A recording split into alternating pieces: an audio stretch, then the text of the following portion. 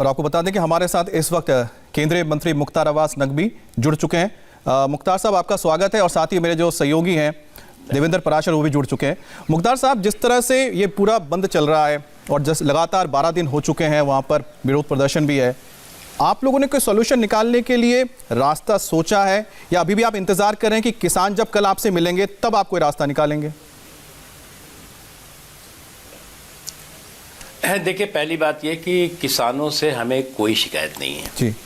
हमारे ये अन्नदाता इस देश की रीढ़ की हड्डी है। वो मजबूत हो, उनका सशक्तिकरण हो, उनका एम्पावरमेंट हो, ये प्रधानमंत्री नरेंद्र मोदी जी का शुरू से ये संकल्प रहा है। जनता ने जब जनादेश दिया तो आपको अच्छी तरह याद होगा, जब प्रधानमंत्री पहला बजट लेकर आए थे तो आप सब लोगों ने क्या कहा था कि प्रधानमंत्री जी तो मेरा गांव, मेरा देश, मेरा कृषक, मेरा किसान, मेरा खेत, मेरा कल्याण, इसको जो है समर्पित बजट लेकर आए हैं। दूसरा बजट लाए तब भी जो है वो आपने यही कहा, जब उन्होंने जो है वो 3 गुना से ज़्यादा जो है वो कृषि के बजट में बढ़ोतरी कर दी, किसानों की इनकम को दुगना करने का संकल्प दोहराया, किसानों की जो खेती है उसकी सुरक्षा के लिए प्रधानमंत्री कृषि योजना लेकर आए, कृषि इंश्योरेंस योजना लेकर आए, किसानों के खेतों और खलिहानों तक बिजली पहुंचे, पानी पहुंचे, इस संकल्प को उन्होंने दोहराया भी और पूरा भी किया। किसानों को सम्मान निधि मिले, इसके लिए उन्होंने काम किया। किसानों के खेत खलिहान, चौक चौराहों तक किसानों की पहुंच हो और बिचौलियों से किसान मुक्त हो सके, इस संकल्प के साथ उन्होंने काम किया। किसानों की आय दुगनी हो, इसके लिए काम किया। एक लंबी श्रृंखला है, वो सारी चीज़ें हम आपको अभी नहीं कह सकते। इसलिए एक बहुत ही आपराधिक साजिशों का सिंडिकेट है, अच्छा, जिसे कि जनता ने बार बार ठुकराया है। ये आपराधिक साजिशों का सिंडिकेट नरेंद्र मोदी जी जो भी अच्छा काम करेंगे उस पर बुराई का तड़का लगाने का षड्यंत्र साजिश करता रहा है। ये कोई एक पहले घटना नहीं है कि आप ये जो देख रहे हैं। और अफसोस की बात आपराधिक साजिशों का सिंडिकेट किसको कह रहे हैं? किसान आंदोलन को या विपक्षी दलों के नेताओं को? ये विपक्षी दलों के नेता, ये वो लोग हैं जिन्हें की जनता ने जो है वो बार बार ठुकराया हुआ है। ये वो लोग हैं जो पॉलिटिकल पाखंड के पर्यायवाची बन गए हैं। ये वो लोग हैं जो कि आज जिनकी की पार्टियां वेंटिलेटर पर है, लेकिन इनका अहंकार और अराजकता एक्सीलेटर पर पहुंचा हुआ है। ये वो लोग हैं और ये बात, इस बात से वो संतुष्ट हैं कि नरेंद्र मोदी जी जो काम कर रहे हैं वो किसानों के लिए हित में कर रहे हैं, देश के हित में कर रहे हैं, देश के। जी मुख्तार जी, लेकिन अगर आप कह रहे हैं कि अपोजिशन के नेता डेमोक्रेसी में प्रोटेस्ट कर रहे हैं तो आप क्रिमिनल कॉन्स्पिरेसी कह रहे हैं उसको? जी देवेंद्र, मैं भी अपना एक सवाल जोड़ दूं। अगर आप कह रहे हैं कि वो क्रिमिनल कॉन्स्पिरेसी कर रहे हैं, मैं षड्यंत्र कर रहे हैं, और आप ये भी कह रहे हैं कि अगर हाशिए पे हैं, तो उनमें इतनी ताकत कैसे है कि सरकार के खिलाफ लोगों को या फिर जो उनके किसान हैं उनको भी गुमराह कर पा रहे हैं और दिल्ली के पास इतनी बड़ी तादाद में किसान पहुंच जाते हैं गुमराह होकर? तो कहीं आपका तो चूक नहीं है इसमें? देखिए देखिए, पहली बात यह कि आपका जो प्रश्न है वो प्रश्न ही कंट्राडिक्टरी है। पहली बात, एक बात आप समझिए, हम ये नहीं कह रहे हैं कि ये बहुत ताकतवर लोग हैं। हम ये नहीं कह रहे हैं कि आप दुनिया में ये इतिहास है, न केवल भारत का बल्कि दुनिया का, इस तरह के लोग जो लोग की इस तरह की क्रिमिनल कॉन्स्पिरेसी करते हैं वो कोई बहुत ताकतवर लोग नहीं होते। लेकिन वो एक अफवाहें कैसे फैलाए, कैसे भ्रम पैदा करे, कैसे गुमराह करे लोगों को, और ख़ास तौर से जो भोले भाले लोग हैं जो संतुष्ट हैं कि जो प्रधानमंत्री नरेंद्र मोदी जी कर रहे हैं वो उनके हितों के प्रति 100% ठीक कर रहे हैं। किसानों की कसौटी पर नरेंद्र मोदी जी खरे उतरे हैं, ये बात सब जानते हैं। वो लोग भी जानते हैं जो लोग की गुमराह कर रहे हैं, और ये ऐसी स्थिति बनाते हैं कि उनको गुमराह किया, एक ऐसे रास्ते पर धक्का दे दिया, उसके बाद उसका एंट्री तो दे देते हैं लेकिन एग्जिट गेट पे ताला लगा देते हैं। अब जब तक दिखता है कि वो तो किसान जो है वो अब जो हमने अभी तक गुमराह किया वो एक्सपोज हो रहा है, ये बातें एक्सपोज हो रही हैं उनकी, तो फिर वो खुद एंट्री कर जाते हैं और खुद एंट्री करके उस एग्जिट गेट पर डबल लॉक कर देते हैं ताकि वो निकल ही ना पाएगी। अभी आपने शाहीन बाग में देखा होगा ऐसा ही। नहीं मुख्तार जी, चलिए मान लिया ऐसा होता है, लेकिन किसान भाई या किसानों को देखिए, हमने कभी इस सरकार ने टकराव का रास्ता नहीं चुना, टॉप का रास्ता चुना। हमारे सहयोगी टॉप के माध्यम से हमने बहुत सरकार ओपन रही। जी सर, लेकिन जो आप कह रहे हैं कि टकराव का रास्ता किया नहीं किया, फिर भी ये क्रिमिनल कॉन्स्पिरेसी है। पॉलिटिकल कॉन्स्पिरेसी आप नहीं कह रहे हैं, क्रिमिनल कॉन्स्पिरेसी कह रहे हैं। खैर, अगर किसान आंदोलन में राजनीतिक दलों के जुड़ जाने से आज भारत बंद में, क्या आप लोगों के लिए पॉलिटिकली ज्यादा कंफर्टेबल सिचुएशन होगा कि आप बेहतर तरीके से हैंडल कर सकते हैं बनिस्बत इसके कि किसानों के साथ तूतू मैमे की तस्वीर दिखे? इससे आसान काम है कि अपोजिशन नेताओं के साथ तूतू मैमे कर लें और उनको काउंटर करें, तो ये आपके लिए ज्यादा कंफर्टेबल सिचुएशन हो गया है? अच्छा, आप ये बताइए देवेंद्र जी, किसानों के साथ तूतू मैमे इस सरकार ने कब किया? हमने जो है वो जब किसानों को सम्मान पांचों बैठकों में वही हो रहा है ना सर, तूतू मैमे किया।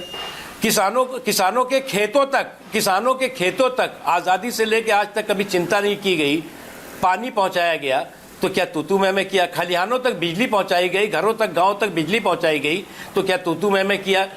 क्या किसानों की आय को दुगना करने के संकल्प के साथ मोदी जी ने जो काम किया वो तूतू मैमे था?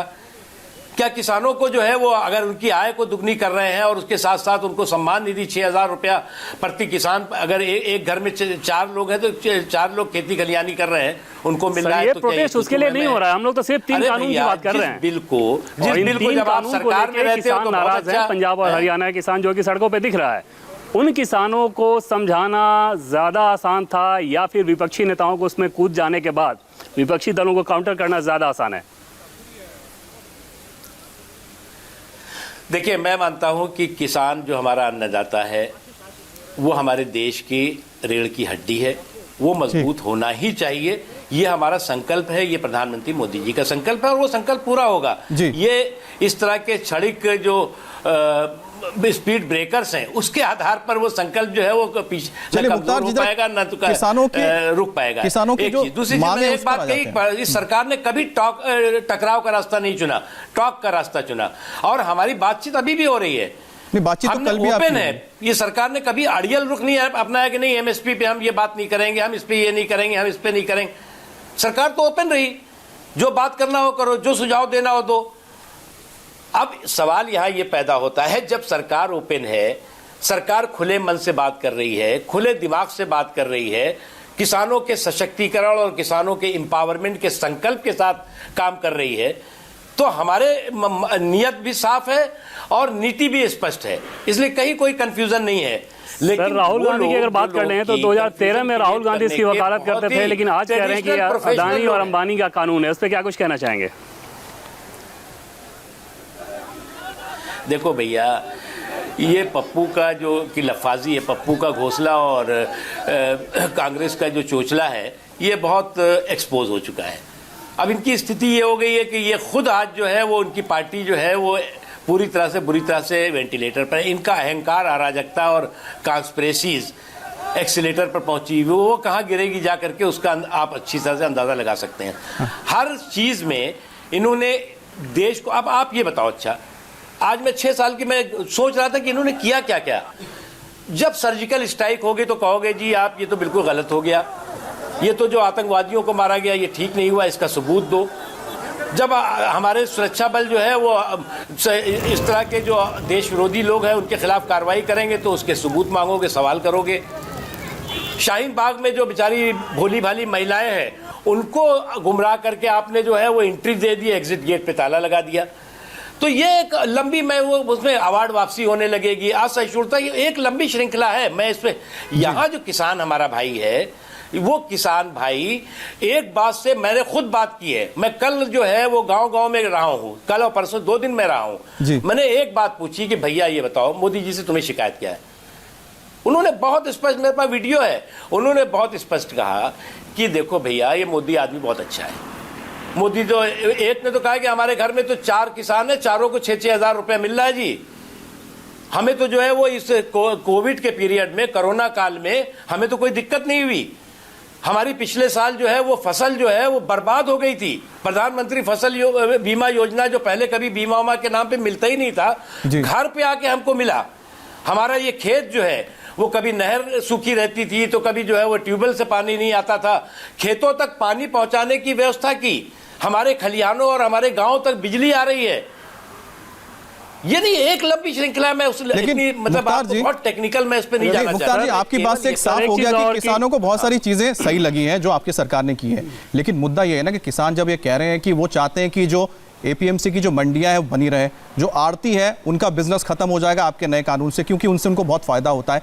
उनकी जो ये मांगे हैं, तो आपको ये मांगे क्यों गलत लगती है? क्यों आपको लगता है कि आपके जो कानून है उनके लिए बेहतर है? क्योंकि किसान को क्यों नहीं लग रहा है? क्योंकि एक बड़ा तबका तो है ना किसान का जो आपसे अग्री नहीं कर रहा है। अच्छा, ये बताइए कि किसानों ने अपनी बात कही, सरकार ने अपनी बात जी, कही। किसानों ने अभी बात अपनी उनकी चल रही है, सरकार ने भी जो कहना था वो कहा भी है और जो कहना है वो कहेगी भी। सरकार ने कभी भी जो है वो बातचीत के रास्ते में कोई भी कभी नहीं कहा कि बातचीत का रास्ता बंद है। हमने, आपको याद होगा, आपके चैनल्स पे आया था, आप याद करिए, लगभग 7 साल पहले की बात है, 7.5 साल पहले की। यही किसान आंदोलन, इसी तरह के मुद्दे थे और भी कुछ मुद्दे थे जो कि बिल्कुल जेन्युइन थे उस समय तो, और उन मुद्दों पे लगभग 4 महीने किसान आंदोलन चला था, 4 महीने। और उस समय यही कांग्रेस पार्टी, यही एनसीपी, यही तृणमूल कांग्रेस, यही जो और पार्टियां हैं, वो उसको ऐसा जस्टिफाई करती फिर रही थी, लेकिन बात नहीं की थी उन्होंने। टकराव का रास्ता आपको भी लगता है कि ये भी बहुत लंबा आंदोलन चलेगा, उसके लिए आप तैयार हैं? टॉक का रास्ता अपनाया है, इसलिए कि नियत साफ होगी तो आप टॉक करोगे, नियत साफ नहीं होगी तो टकराव करोगे। अगर ये लंबा आंदोलन चलेगा तो तैयार है उसके ज्ञापन लिए? दिया गया है किसानों के तरफ से, उस ज्ञापन में एक डिमांड ये भी है कि जो intellectuals, poet, writer, student union के लीडर्स, इनको गिरफ्तार किया गया है, उसे भी रिलीज किया जाए। तो एक तरफ किसानों का प्रोटेस्ट, दूसरी तरफ उस प्रोटेस्ट में जो ज्ञापन दे रहे हैं सरकार को, उसमें ऐसी डिमांड कर रहे हैं, इसे कैसे देखते हैं आप? देखिए, मैं इस समय कुछ कहूँगा तो बात निकलेगी तो फिर दूर तलक जाएगी। किसानों के कंधे पर बंदूक रख करके कौन कौन लोग कौन कौन सी गोलियां चला रहे हैं, इसका आप अंदाज़ा लगा सकते हैं। लेकिन एक बात बता दूं, किसानों के मैं हितों को सलाम करता हूं, सम्मान करता हूं, और सरकार उसके लिए समर्पित है जी। लेकिन जो लोग ये काम कर रहे हैं, जो ये क्रिमिनल, हमने कहा ना, ये क्रिमिनल कॉन्स्पिरेसी का जो सिंडिकेट है, क्रिमिनल आपराधिक साजिशों का जो सिंडिकेट है, उनको अच्छी तरह समझ लेना चाहिए कि ये बहुत बार वो इस तरह के एक्सपेरिमेंट कर चुके हैं। इस तरह के एक्सपायर एक्सपेरिमेंट से उनको कोई फायदा होने वाला नहीं है। मैं थोड़ा और खोल के पूछता हूँ, क्या उमर खालिद और शर्जील इमाम जैसे लोगों के मसले पे सरकार के ऊपर दबाव बनाने की कोशिश है? देखिए, मैं मानता हूं कि कुछ लोग ज़रूर इस तरह के माहौल के माध्यम से एक बहुत ही अच्छे काज को हाईजैक करने की कोशिश कर सकते हैं। कुछ लोग इस तरह के षड्यंत्रों और साजिशों की मानसिकता के साथ इस तरह के माहौल को ख़राब करने, दुनिया में भारत को बदनाम करने की कोशिशों में लगे हुए हैं, और आज से नहीं लगे हुए हैं, बहुत दिनों से लगे हुए हैं। ये एक मुद्दा उन्हें मिला, दूसरा मुद्दा मिलेगा। लेकिन मोदी जी तो कभी भी जो है वो न विचलित हुए हैं और न ही जो है वो लोगों के हितों के लिए जो उन्होंने एक संकल्प ले रखा है, उस संकल्प से कभी डिगे हैं न हटे हैं। इसलिए किसानों को, किसान की कसौटी पर, देश की कसौटी पर, देश के कमजोर तबकों की कसौटी पर, मजलूमों के कसौटी पर 100% खरे उतरे हैं मोदी जी, और वो अभी भी उतर रहे हैं। मुख्तार आप एक करा लीजिए सर्वे, बिल्कुल एक सर्वे करा लीजिए किसानों का भी, आपको पता लग जाएगा। जी, सर्वे भी हो जाएगा। लेकिन मुख्तार जी, एक मैं सवाल पूछ रहा हूँ, वक्त हमारे पास कम है, छोटा सा जवाब चाहूंगा। महाराष्ट्र में 18 मंडियां जो है प्राइवेट है, काम कर रही है, कांग्रेस के राज में ही वहां पर प्राइवेटाइजेशन हुआ था। पंजाब में भी अभी भी कॉन्ट्रैक्ट फार्मिंग होती है, कई बड़े बड़े चिप्स की कंपनियां वहां पर किसानों के साथ कॉन्ट्रैक्ट करती हैं। ये सब होने के बावजूद आप भी जो लेके आ रहे हैं वही चीज़ है, फिर भी आप किसानों को समझा नहीं पा रहे पंजाब में और ना ही महाराष्ट्र में। देखिए, हम सब समझा पा रहे हैं और किसान समझ भी रहे हैं। मेरी शिकायत ही नहीं है, क्योंकि मैं तो जानता हूं ना कि जो बात भी जो लोग भी कर रहे हैं, जो ग्रुप भी कर रहा है अभी, वो उसमें जो है वो ज़्यादातर लोग संतुष्ट हैं जी उन बातों से। अब दिक्कत ये हुई कि जब उनको भी, इन लोगों को भी लगा, जो ये इस तरह के, मैंने कहा ना, साजिशी सिंडिकेट है, आपराधिक साजिशी सिंडिकेट, कि उनको लगा कि अब हमने जो है वो धक्का दे करके एक ऐसे रास्ते पे धक्का तो दे दिया है जी, और रास्ता जो एग्जिट गेट है उस पे ताला लगा दिया है। लेकिन तो उनको लगा कि अरे ये तो सब निकलने वाले हैं, अब तो ये समझ रहे हैं कि हम गलत आ गए, तो उन्होंने डबल लॉक करने की कोशिश कर रहे हैं। लेकिन दिक्कत तो सफल नहीं होगी मुख्तार जी, क्योंकि सुलझाना आपको, ये ताला भी आपको ही खोलना पड़ेगा, भले ही सिंडिकेट हो या फिर ना हो उनके पीछे, या सिर्फ किसानों की मांगो। लेकिन आप हमारे साथ जुड़े, बहुत बहुत शुक्रिया आपका मुख्तार जी। देवेंद्र, आपका भी बिल्कुल खुलेगा, बिल्कुल खुलेगा जी, बिल्कुल खुलेगा, सुलझेगा, और किसानों के हितों की रक्षा थी, हुई है, होगी, और किसी भी तरह से किसानों के हितों पर मोदी जी के रहते न कोई कुठाराघात कर पाया है, न कर पाएगा। आपको यकीन। चलिए, हम भी उम्मीद करते हैं कल बातचीत में कोई नतीजा निकल आए। बहुत बहुत शुक्रिया आपका। और अभी रुकेंगे एक ब्रेक के लिए, और ब्रेक के बाद आपको भारत बंद की कुछ और तस्वीरें दिखाएंगे। एक ब्रेक, जल्द लौटते हैं।